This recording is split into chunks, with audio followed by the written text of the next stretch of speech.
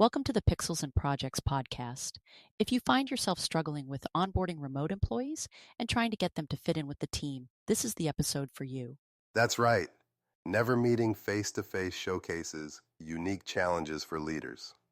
One of the most impactful tools for remote onboarding is the 30, 60, 90-day roadmap. Now, this framework lays out a clear, structured path for new hires, helping them navigate their first 3 months with confidence and purpose. Oh yeah, I've seen this work wonders. I mean, it's such a pivotal change for remote teams because, you know, when you don't have those hallway chats or impromptu desk side training, you really need a solid plan. Exactly. And it's all about eliminating that guesswork for new hires. So in the first 30 days, the focus is really on orientation, introductions, and getting them familiar with the tools they'll use daily. Think of it like planting the seeds. They're not producing yet, they're just getting grounded. Oh, totally. And it's more than just tools, right? Like shadowing those team meetings, learning core processes. Those are huge steps in helping folks feel part of the team. I mean, by the end of those 30 days, they should feel comfy, navigating all the communication platforms and maybe even finishing a small project. Right? And that's where clear milestones come in. For example, something as simple as completing a small deliverable in their first month can be the confidence boost they need. Oh, yeah. And for managers, tools like Notion, Asana, or Microsoft Planner are lifesavers. You can set up boards with tasks, learning resources, and reminders for check ins. Honestly, those reflection prompts at key intervals, genius. People don't just need to learn, they need to process their growth. Absolutely. Then, in the next 30 days, so the 60-day mark, the focus shifts. Here, the goal is to move from learning to contributing. They start taking on bigger responsibilities, collaborating more actively, and diving deeper into their Yep. roles. By then, they've got their feet under them. So they're not just observing anymore.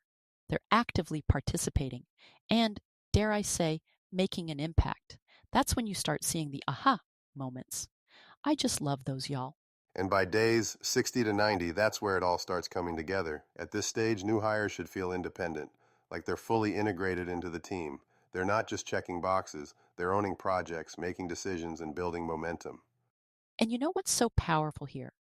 Companies that nail this process see way better retention rates. I read that employees with strong onboarding experiences are like 69% more likely to stay for 3 years. 3 years. That's huge for remote teams. It's a game changer, no doubt.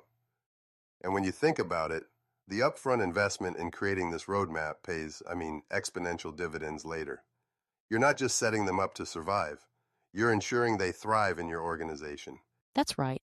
Now that we've laid the foundation with the 30, 60, 90-day roadmap, let's talk about the next crucial piece, building connections through the digital buddy system. This approach takes the structured support we just discussed and adds a personal touch, making it a standout strategy for remote onboarding. Oh, absolutely.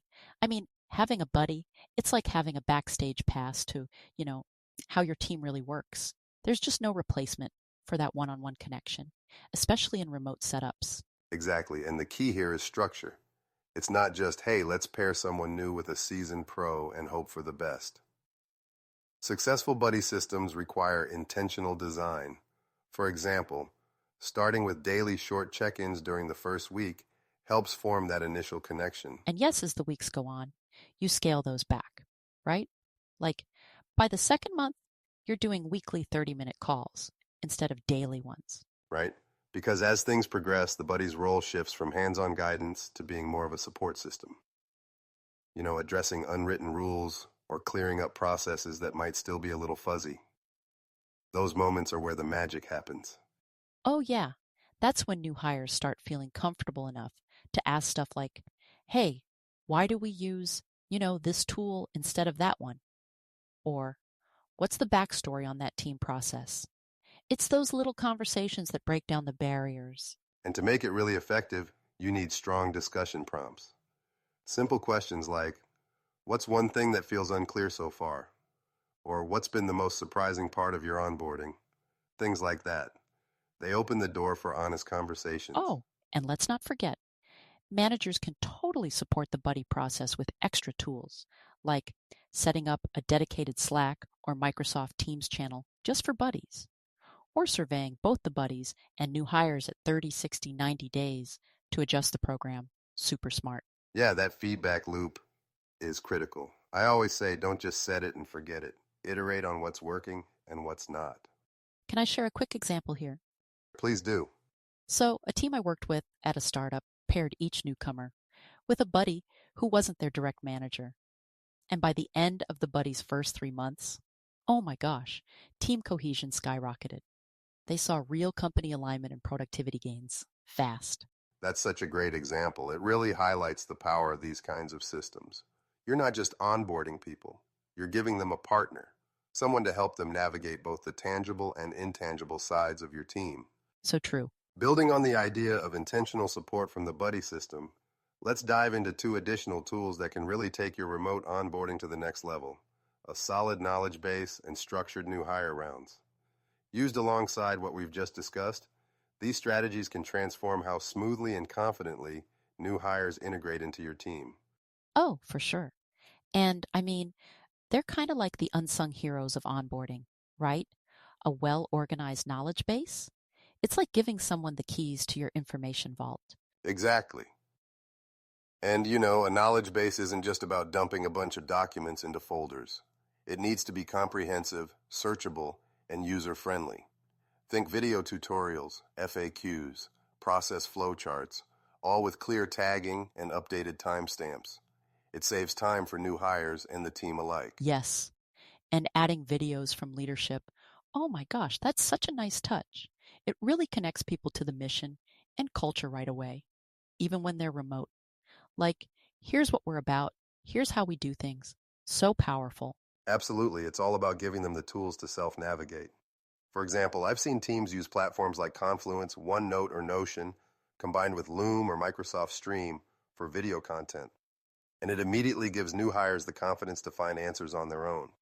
Oh, and let's talk about new hire rounds, like the structured meet and greets. Those are golden for building relationships. You know, when new hires spend those first few weeks meeting collaborators, clients, or even so-called company ambassadors, it's magic. Exactly. And it doesn't have to be complicated. 15-minute video calls spaced out over the first month can make all the difference. It's about creating opportunities for personal connections and breaking down silos. And it really pays off, like fast. I worked with a company that used stakeholder introductions to build trust and communication up front. By the end of the first month, you could tell the new folks already had bonds across teams. It was amazing. That's a perfect example. It's all about intentionality, making sure each conversation has value for both the new hire and the stakeholder. Simple tools like Calendly or Microsoft Bookings make scheduling these touchpoints seamless. Totally. And you know what else works? A shared doc where both parties can jot down takeaways or action items after each round. Helps keep those connections alive beyond just that one meeting. Right? Because relationships are the glue that hold distributed teams together. Mastering these two tools, a knowledge base and new hire rounds, can really change the game for your onboarding process. So true. And honestly, it's all these little details that add up to make a big impact. A cohesive, productive remote team doesn't just happen, it's built with intention. And that's exactly it. Intentionality.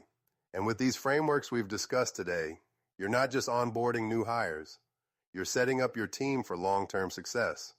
Well, that wraps it up for this episode. Thanks for tuning in, y'all. We've got even more insights coming next week, so don't forget to listen and subscribe to our newsletter. And let us know, what's your current onboarding process like? We'd love to hear your thoughts. Until then, stay intentional, and we'll catch you next time on the Pixels and Projects podcast.